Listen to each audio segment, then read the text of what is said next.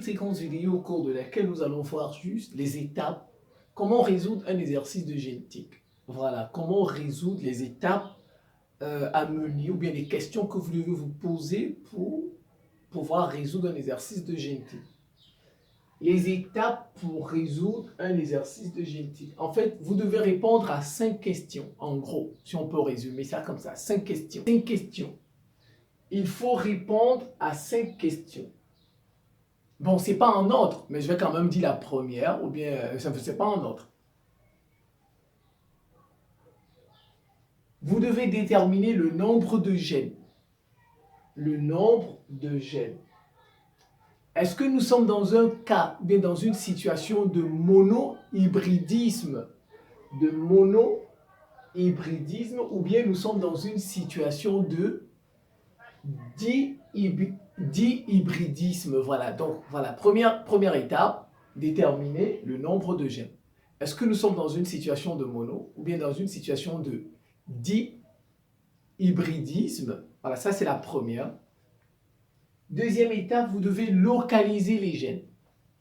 Localiser le ou les gènes. S'il s'agit d'un gène, s'il s'agit de plusieurs, on doit les localiser. Est-ce qu'il s'agit d'un gène autosomal ou bien est-ce qu'il s'agit d'un gène gonosomal? Gonosomal, ça voudrait dire c'est un gène qui est sur un chromosome sexuel. Autosomal, ça voudrait dire un gène qui est sur un chromosome qui n'est pas sexuel. Ben voilà, les chromosomes, on va dire comme ça, du corps. Voilà, donc je reprends. Est-ce qu'il s'agit d'un gène autosomal ou bien est-ce qu'il s'agit d'un gène gonosomal? Gonosomal voudrait dire c'est un gène qui est localisé sur un chromosome sexuel. Troisième étape, la pureté des parents. Est-ce que les parents sont purs ou est-ce que les parents sont hybrides? Voilà, hybrides. C'est ça la pureté des parents. Parents purs ou bien parents hybrides.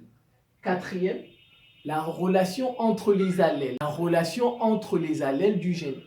Relation entre les allèles du gène. Est-ce que les allèles sont liés ou bien ils sont indépendants? Sont liés ou sont-ils indépendants? Voilà. Et pour terminer, vous devez établir la dominance ou non d'un allèle sur un autre.